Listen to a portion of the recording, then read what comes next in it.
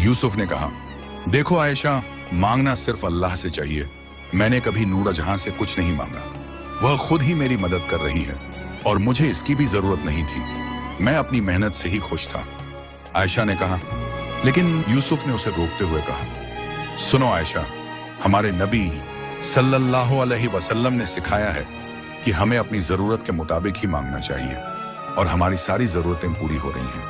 हमारे पास खाने के लिए है, पहनने के लिए है और रहने के लिए घर है। अल्लाह का शुक्र है।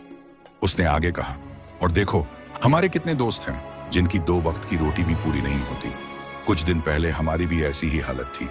अब हम उनसे सैकड़ों गुना बेहतर हैं। तुम देखना, कुछ ही रोज में हम एक कश्ती भी खरीद लेंगे और फिर गहरे पानी में जाकर और भी ज्यादा मछलियां पकड़ सकेंगे। यूसुफ ने प्यार से आयशा का हाथ पकड़ा और कहा, जो इज्जत मेहनत करने और अपनी कमाई से खाने में है, वह मांगने में नहीं है। अल्लाह ने मुझे हाथ पैर दिए हैं और मेहनत करने की ताकत दी है। मुझे अपने बाजू के जोर पर कमाना पसंद है। यही असली मर्द की निशानी है। लेकिन यूसुफ की बातों का आयशा पर कोई असर नहीं हुआ, बल्कि वह गुस्से में आ गई। उसने कहा, तुम बस यही सोचते रहोगे तो हम हमेशा इसी तरह रहेंगे। तुम्हें पता नहीं कि पड़ोस की बीवियां क्या कहती हैं। वह कहती हैं कि उनके पास बड़े घर हैं, नौकर चाकर हैं, और मेरे पास क्या है, यह छोटा सा घर। यूसुफ को बहुत दुख हुआ। उसने कहा, आयशा, तुम दूसरों से अपने आप को क्यों कंपेयर कर रही हो? हमें अपनी जिंदगी में खुश रहना चाहिए। दूसरों को देखकर लालच करना गलत है। आयशा और गुस्से में आ गई। उसने कहा, लालच? तुम मुझ पर लालच का इल्जाम लगा रहे हो? मैं तो बस अच्छी जिंदगी चाहती हूँ। इसमें गलत क्या है? अब यूसुफ और आयशा के बीच बहस होने लगी। आयशा जिद पकड़े बैठी थी कि यूसुफ को नूरजहां से एक बड़ा घर मांगना चाहिए। यूसुफ कह रहा था कि यह गलत है और उन्हें अपनी मेहनत पर यकीन रखना चाहिए। बहस काफी देर तक चलती रही। आखिर में आयशा रोने लगी। उसने कहा, तुम मुझसे प्यार नहीं करते। अगर करते तो मेरी खुशी के लिए यह छोटा सा काम कर देते। यूसुफ का दिल पिघल गया। वह अपनी बीवी से बहुत प्यार करता था और उसे रोता हुआ नहीं देख सकता था। उसे अपने माँ बाप की याद आई जिन्होंने उसे बचपन में प्यार दिया था।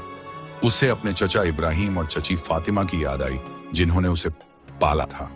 उन सब ने उसे सिखाया था कि औरत का दिल रखना बहुत जरूरी है। उसे यह भी याद आया कि जब उसकी शादी हुई थी तो सबने कहा था कि यूसुफ और आयशा एक दूसरे के लिए बने हैं। अगर अब उनके बीच लड़ाई होगी तो लोग क्या कहेंगे? बस्ती में तमाशा हो जाएगा। यूसुफ ने बहुत सोचा। आखिर में उसने फैसला किया कि वह आयशा की यह एक बात मान लेगा। शायद इससे आयशा खुश हो जाएगी और फिर सब पहले जैसा हो जाएगा। उसने आयशा के आंसू पोंछे और कहा, ठीक है, मैं कल समंदर के किनारे जाऊंगा और नूरजहां को बुलाऊंगा। मैं उससे एक अच्छा घर मांग लूंगा। आयशा की आंखों में खुशी आ गई। उसने यूसुफ को गले लगाया और कहा, शुक्रिया, तुम बहुत अच्छे हो। लेकिन यूसुफ के दिल में बहुत भारीपन था। वह जानता था कि वह गलत कर रहा है, लेकिन उसने अपनी बीवी की खुशी के लिए यह फैसला किया था। उस रात यूसुफ को नींद नहीं आई। वह सोचता रहा कि कल क्या होगा, वह नूरजहां से क्या कहेगा। वह बार बार अल्लाह से दुआ कर रहा था कि सब ठीक हो जाए। अगली सुबह यूसुफ बहुत दुखी दिल और बोझल मन के साथ समंदर के किनारे गया। उसने फजर की नमाज पढ़ी थी, लेकिन उसका दिल नमाज में नहीं लग रहा था। वह सोच रहा था कि वह क्या करने जा रहा है। समंदर के किनारे पहुंचकर यूसुफ बैठ गया। वह बहुत देर तक वहीं बैठा रहा। उसकी हिम्मत नहीं हो रही थी कि वह नूरजहां को बुलाए। वह सोच रहा था कि यह गलत है। उसे अपनी मेहनत पर भरोसा रखना चाहिए, ना कि किसी से मांगना चाहिए। लेकिन फिर उसे आयशा की रोती हुई शक्ल याद आई और उसने फैसला किया कि वह यह काम करेगा। उसने गहरी सांस ली और धीरे से कहा, नूरजहां, नूरजहां, नूरजहां। कुछ देर बाद पानी में हलचल हुई और वही सुनहरी मछली पानी की सतह पर आ गई। फिर एक मीठी आवाज आई, ए नेक दिल यूसुफ, मैं जानती हूं कि आज तुम यहाँ क्यों आए हो और तुम इतने परेशान क्यों हो। यूसुफ ने हैरानी से कहा, आप कैसे जानती हैं? नूरजहां ने कहा, यूसुफ, जब से तुमने मुझे बचाया है, मैंने अपने एक खास जिन को तुम्हारी देखभाल के लिए मुकर्रर किया है। वह जिन हर वक्त तुम्हारी खबर रखता है। उसी ने मुझे बताया कि कल रात तुम्हारे और आयशा के बीच क्या हुआ। यूसुफ को बहुत शर्म आई। वह बोला, मलका, मुझे माफ कर दीजिए, मैं अपनी बीवी की खुशी के लिए। नूरजहां ने उसे रोकते हुए कहा, यूसुफ, तुम्हें माफी मांगने की जरूरत नहीं। मैं समझती हूँ तुम अपनी बीवी से प्यार करते हो और उसकी खुशी चाहते हो। यह बहुत अच्छी बात है। लेकिन याद रखना कि असली खुशी मेहनत से आती है, ना कि मांगने से। उसने आगे कहा, तुम पूरे परस्तान में मशहूर हो। सब परियां और जिन तुम्हारी मेहनत, तुम्हारी ईमानदारी और तुम्हारी दियानतदारी की बात करते हैं। तुमने मुझे बचाने के बाद भी कभी मुझसे कुछ नहीं मांगा। ये तुम्हारी बहुत बड़ी खूबी है।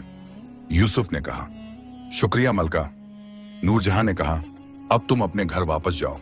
आयशा ने जो मांगा है वह हो चुका है। तुम्हें एक आलीशान घर मिल गया है। लेकिन यूसुफ, याद रखना, मेहनत से कभी जी मत चुराना। असली इज्जत मेहनत में है।